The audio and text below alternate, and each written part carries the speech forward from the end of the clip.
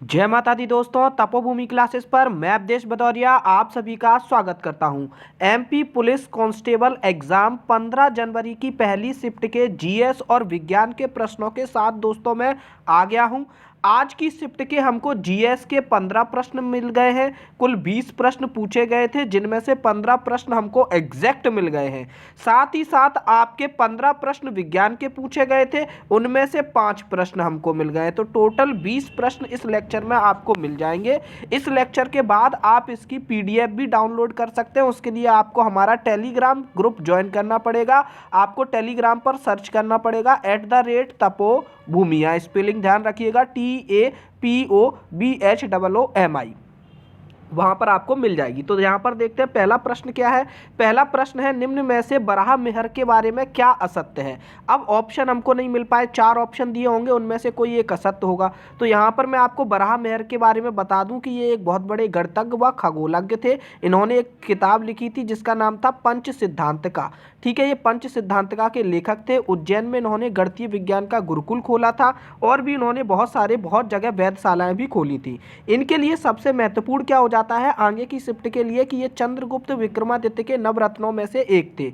हो सकता है कि आगे की शिफ्ट में चंद्रगुप्त विक्रमादित्य के हर एक नवरत्न के बारे में प्रश्न आ जाए। ठीक है, तो ये एक इम्पोर्टेंट टॉपिक था, मतलब पॉइंट था इनके बारे में, बराह मेहर के बारे में, कि ये विक्रमादित्य के नवरत्नों में एक हैं। तो विक्रमादित्य के 9 सारे नवरत्न देख लो, हो सकता है सबसे एक एक क्वेश्चन पूछ दिया जाए। अगला प्रश्न है, टोक्यो ओलंपिक में भारत की ओर से एकमात्र स्वर्ण पदक विजेता। तो ये मैं आपको पहले भी बता चुका था। जिस दिन बॉक्सिंग की लवलीना का नाम आया था उसी दिन मैंने सबके लिस्ट लिख दी थी। अभी और भी प्रश्न बाकी हैं, वो भी इसमें से पूछे जाएंगे। तो नीरज चोपड़ा जी हैं जिन्होंने भाला फेंक में स्वर्ण पदक जीता था। ठीक है, अगला प्रश्न है, रानी अवंतीबाई कहाँ की शासका थी। तो रानी अवंतीबाई आपकी रामगढ़ की शासका थी। ठीक है, इनका जन्म मनकेड़ी में हुआ था, सिवनी में। अगले प्रश्न की ओर चलते हैं, सिप्रा किस नदी की सहायक नदी है। दोस्तों आप अगर देख रहे हैं एनालिसिस शुरू से तो आपको एक चीज समझ में आ रही होगी कि पर डे चंबल नदी से रिलेटेड कुछ ना कुछ आ ही रहा है। ठीक है, चंबल नदी से रिलेटेड 5 से 6 प्रश्न आ चुके हैं और ये भी, इसका भी आंसर क्या है, चंबल नदी। यानी कि एक नदी पूछ ली तो उसका पूरा फुल डिटेल पूछ लिया है। तो ये जो मुख्य नदियां हैं ना, उनका फुल डिटेल कर लो। अब नर्मदा का भी नंबर लग जाएगा, आप नर्मदा की भी पूरी डिटेलिंग पढ़ डाल लो। ठीक है, जो भी 4-5 मुख्य नदियां उनकी पूरी डिटेलिंग पढ़ डालो, क्योंकि चंबल की तो लगभग पूरी डिटेलिंग से क्वेश्चन बन चुके हैं। अगर आप लोग हमसे व्हाट्सएप से जुड़ना चाहते हैं, आगे किसी परीक्षा की तैयारी करना चाहते हैं, तो ये हमारा व्हाट्सएप नंबर है 8839449109। वहां पर आप अपना नाम, शहर का नाम और एग्जाम लिखकर भेज सकते हैं। हम आपको अपनी ब्रॉडकास्टिंग में ऐड कर लेंगे ताकि जो भी लेक्चर्स आते रहते हैं उनकी सूचना आप तक जल्दी पहुंच जाया करेगी। बढ़ते हैं अगले प्रश्न की ओर, मध्य प्रदेश में कितने राष्ट्रीय उद्यान हैं। तो दोस्तों वहां पर जो ऑप्शन आए थे वो कुछ ऐसे आए थे, 4, 6, 8 और 10। यानी कि यहाँ पर 11 ऑप्शन नहीं था, जबकि 11 राष्ट्रीय उद्यान है। और सबके नाम भी बता देता हूँ, कान्हा किसली, पन्ना, सतपुड़ा, बांधवगढ़, माधव, फॉजिल, संजय, वन विहार, ओंकारेश्वर, डायनासोर। ठीक है, लेकिन 10 लगा देते अगर यहाँ पर नहीं दिख रहा था, तो वही नज़दीक का लगा देंगे हम। 6वें नंबर का प्रश्न है, निम्न में से क्या रैयतवाड़ी व्यवस्था की विशेषता नहीं है। तो दोस्तों रैयतवाड़ी व्यवस्था पर भी तीसरा या चौथा प्रश्न होगा ये। ठीक है, आपका रैयतवाड़ी व्यवस्था पर काफ़ी प्रश्न पूछे जा चुके हैं पहले से भी। तो ये 1792 में शुरू हुई थी, 1820 में संपूर्ण मद्रास में लागू कर दी थी। तब मद्रास के गवर्नर थे थॉमस मुनरो।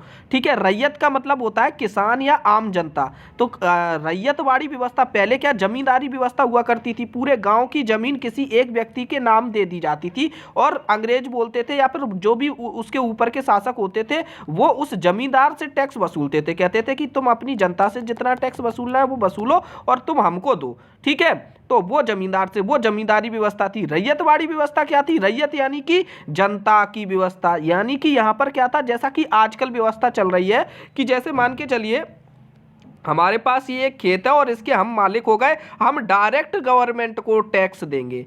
अगर हम टैक्स नहीं दे पाएंगे तो हमारी जमीन गवर्नमेंट छीन लेगी। ठीक है, तो इसको कहते थे रैयतवाड़ी व्यवस्था। सुनने में अच्छी लग रही थी लेकिन व्यवहार में फिर अलग अलग, जब विदेशियों का शासन तो विदेशियों का ही रहता है ना। अगला प्रश्न आया, T20 क्रिकेट में सबसे तेजी से 400 विकेट लेने वाले गेंदबाज कौन बने हैं। तो वो राशिद खान है। हारमुज जल संधि को लेकर कोई प्रश्न आया था। हारमुज जल संधि जो है वो फारस की खाड़ी और ओमान की खाड़ी को जोड़ती है। दोस्तों जल संधि का एक प्रश्न आ गया, ये मान के चलिए अंतर्राष्ट्रीय जितनी भी जल संधियां हैं सब रट मारिए, 10 से 12 जल संधियां उन सबको रट लीजिए, डेली एक एक क्वेश्चन आने की संभावना है। बढ़ते हैं अगले प्रश्न की ओर। विश्व बौद्धिक संपदा संगठन WIPO का मुख्यालय कहाँ है? दोस्तों डेली एक इंटरनेशनल मुख्यालय पूछा जा रहा है और WIPO का मुख्यालय होता है जेनेवा। देश का पहला ग्रीन हाइड्रोजन प्लांट कहाँ बनाया जाएगा? ऐसा कुछ प्रश्न था, करंट अफेयर्स का क्वेश्चन है। जुलाई 2021 का मथुरा रिफाइनरी को देश का पहला ग्रीन हाइड्रोजन प्लांट बनाया जाना है, IOC बनाएगी। अगला प्रश्न है मध्य प्रदेश का औद्योगिक IT पार्क कहाँ पर है? तो ये हमारा इंदौर में। इसका नाम पहले वो क्रिस्टल पार्क जो पूछा गया था पहले भी इसको पूछा जा चुका है, अब यहाँ पर घुमा के पूछ दिया है। अगला प्रश्न था दोस्तों मध्य प्रदेश के गठन के पूर्व विधानसभा में कितने सदस्य थे? तो इसका मुझे जवाब नहीं मिल पाया है, कोई PSC के शिक्षक हों तो उनसे आप पूछ लेना। अब देखो एक चीज़ और, पिछले पेपर में आपका क्या पूछा गया था कि मध्य प्रदेश में जो हमारी हाई कोर्ट है वो हाई कोर्ट बनने के पहले नागपुर में कोर्ट लगा करती थी हाई कोर्ट, तब जब नागपुर में लगती थी तब कौन चीफ जस्टिस थे? ठीक है, तो इस तरीके का तब कौन हाई कोर्ट के हमारे मेन जस्टिस थे, ये पूछा गया था। ठीक है, तो ऐसे ही अब यहाँ पर पूर्व का पूछ रहे हैं, तो कोई भैया अच्छा हिस्ट्री का टीचर हो, ठीक है, जिसको अच्छा मालूम हो, उनसे कहना कि ऐसी एक क्लास ले लो जिसमें पूर्व का वो सब कुछ बता पाए। एक G8 के गठन से संबंधित प्रश्न था हमारा। ठीक है, अगला एक प्रश्न था ग्रीन हाउस गैस से संबंधित एक प्रश्न था हमारा। ठीक है, ग्रीन हाउस प्रभाव पूरा पढ़ लेना, बहुत इंपॉर्टेंट है। अगर एक दिन आ गया ये प्रभाव कम से कम 10 दिन चल सकता है ग्रीन हाउस का आपके पेपर पे। ठीक है, तो 14वां प्रश्न ये हो गया। 15वां प्रश्न था दोस्तों कि मीठे पानी का सबसे बड़ा स्रोत क्या है? तो मीठे पानी का जो सबसे बड़ा स्रोत है ना वो यहाँ पर इन ऑप्शन में, ऑप्शन ऐसे थे तालाब, महासागर, नदी, तो नदी हो जाएगी। ठीक है, नदी या बांध में रुका हुआ पानी ये मीठे पानी के स्रोत है, लेकिन महासागर में मीठा पानी नहीं हो सकता, तालाब में भी हो सकता है। ठीक है, भूमिगत जल में भी मीठा पानी मिल जाएगा। तो मीठे पानी के स्रोत बहुत होते हैं, नदी एक बड़ा स्रोत आप मान सकते हो। दोस्तों ये जितने भी प्रश्न हैं आज हमारे 2-3 छात्रों के पेपर थे। ठीक है, जिनमें से सोनम बानो जी का पेपर था, छात्रों भारत का पेपर था, ठीक है, कैलाश उमरिया जी का पेपर था और रामवीर शर्मा जी का पेपर था। ठीक है, सचिन जी का पेपर था, विशाल जी का पेपर था और राम जी का पेपर था। इन लोगों के पेपर थे, बाकी लोगों ने अपने दोस्तों से प्रश्न पूछ के बताए हैं। तो आप सभी लोगों का बहुत बहुत धन्यवाद। छात्रों भारत जी, सोनम बानो जी, पूजा जी, राम रघुवंशी जी, कैलाश जी, सचिन जी, विशाल जी, रामवीर जी, अभिषेक जी, अजय सिहोर जी, आप सभी का बहुत बहुत धन्यवाद। अब हम आगे बढ़ते हैं विज्ञान के प्रश्नों की ओर। विज्ञान के प्रश्न है कि मछलियों को तैरने के लिए, पानी में तैरने के लिए कौन से अंग सहायक होते हैं? ठीक है, तो ऐसा एक प्रश्न था। एक एड्स को लेकर प्रश्न था, एक पोलियो को लेकर प्रश्न था। ब्रायोफाइटा और टेरिडोफाइटा ये जो पादप जगत का वर्गीकरण है उसमें ये जो 2 पार्ट आते हैं इनको लेकर भी प्रश्न था। तो दोस्तों ये 5 ही प्रश्न साइंस के मिल पाए। साइंस के प्रश्न ज़्यादा याद नहीं रहते, गणित और रीजनिंग के भी काफ़ी प्रश्न मिल गए हैं जिनकी क्लास में रात को लूँगा लाइव और वहाँ पर ही आपको समझाऊंगा। अगर अभी भी आप में से कुछ लोगों के पास गणित, रीजनिंग के और या विज्ञान के जो भी प्रश्न हैं तो आप मुझे व्हाट्सएप नंबर पर भेज सकते हैं। हमारा व्हाट्सएप नंबर है 8839449109। साथ ही रीजनिंग की जो आपकी हमने एक प्लेलिस्ट बना दी है रीजनिंग के जो भी टॉपिक आ रहे हैं उनकी, तो वहाँ से आप उनको भी कवर कर सकते हैं। तब तक के लिए धन्यवाद। जय माता दी।